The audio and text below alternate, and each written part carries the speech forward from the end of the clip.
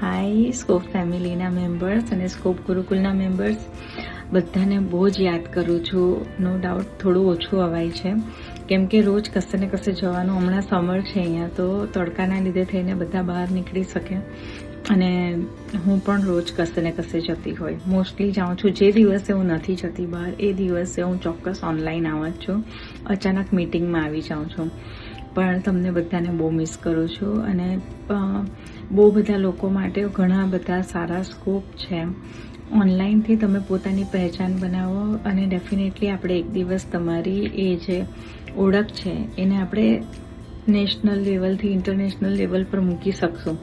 પણ એના માટે પહેલાં આપણે એક પકડ બનાવવી પડશે, પોતાનું એક વજૂદ બનાવવું પડશે, પોતાની એક પહેચાન બનાવવી પડશે ને ઓળખાણ, લોકો તમને ઓળખે કયા નામથી. તો પ્લીઝ પ્લીઝ પ્લીઝ તમે બધા એવું નહીં વિચારો કે હમણાં માનસીબેન તો નથી તો હવે શું કરવાના, માનસીબેન આવે પછી. ના, માનસીબેન આવશે તો એકલા નહીં આવશે, એની સાથે લગ્ન સિઝન લઈને આવશે, બરાબર. બધા તહેવારોની આમ બોછાર લઈને આવવાના છે. હું આવીશ સપ્ટેમ્બરમાં, મિડ સપ્ટેમ્બર સુધી આવીશ. એટલે ત્યાં સુધીમાં તો આપણા ગણપતિ, નવરાત્રિ, દિવાળી, નવેમ્બર, ડિસેમ્બર, જાન્યુઆરી, ફેબ્રુઆરી લગ્ન સિઝન કમ્પ્લીટલી 6 મહિના એકદમ પેક હશે મારા. તો તમારે કોઈએ મારી વેઇટ નથી કરવાની, પણ તમારે કોઈએ અટકવાનું બી નથી. તમને જ્યારે જેને મારી જરૂર હોય તમે મને વોઇસ મેસેજ કરી દો, ટેક્સ્ટ મેસેજ કરી દો અથવા તો વોટ્સએપ પર એક મિસ કોલ કરી દો. ડેફિનેટલી હું તમારો કોન્ટેક્ટ કરું છું. આમાંથી કેટલા બધા જણ છે જે બધા સાથે મારી રેગ્યુલર વાતો થાય છે. કોઈનું કંઈ જ કામ નથી અટકતું ને તમારું બી કોઈ જ કામ નહીં અટકશે. તમારા બધા માટે હું જેટલી ત્યાં અવેલેબલ હતી એટલી જ અહીંયા બી અવેલેબલ છું. પણ એના માટે અવેલેબલ છું જે ખરેખર આગળ વધવા માંગે છે. કેમ છો, કેમની, શું કરો છો એ પંચાયત માટે નહીં. ઓકે, તો હું મારી બધી ડિટેલ્સ તમને આપીશ, પણ તે પહેલાં મને તમારા બધાનો ગ્રોથ જોઈએ છે. તો એના માટે તમારે બધાએ ખૂબ ખૂબ ખૂબ મહેનત કરવાની છે અને બહુ જલ્દી બહુ સારા લેવલ પર જવાનું છે. ઓલરેડી આપણા ગ્રુપમાંથી ઘણા બધા લોકો ખૂબ બધું કામ કરી રહ્યા છે. બધાના ડિટેલ્સ મારી પાસે આવે છે અને મને બહુ ખુશી થાય છે કે બધા બહુ સરસ રીતે કામ કરી રહ્યા છે. આ પ્રોજેક્ટને હજુ સરસ આગળ લઈ જવા માટે થઈને હું પોતે બી કંઈક પ્લાનિંગ કરી રહી છું અને એ બધું કેલ્ક્યુલેશન મારું ચાલુ જ છે કે હું કઈ રીતે હજુ આને બેટર લેવલ પર લઈ જાઉં. એ લઈ જવા માટે જેવું મારું સ્ટ્રક્ચર રેડી થશે એટલે તરત જ હું એક મિટિંગ બોલાવીશ અને મિટિંગની અંદર તમને બધાને જણાવીશ કે હવે આપણે આ રીતે પ્રોગ્રામ કરવાના છે, આ રીતે કામ કરવાના છે. પણ એ બધું નહીં આવે ત્યાં સુધી કોઈએ એમને બેસવાનું નથી.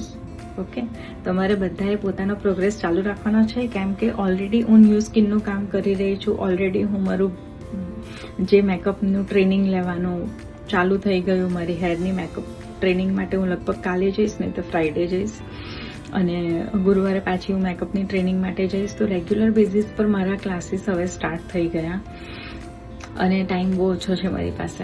તો મને એમ થાય કે આખી દુનિયા મુઠ્ઠીમાં કરી લઉં, આ બી શીખી લઉં, પેલું બી શીખી લઉં, આ બી કરું, પેલું બી કરું. અને એ બધું કરવાના ચક્કરમાં ફાઉન્ડેશન ચલાવવાનું ભૂલવાનું નથી મારે.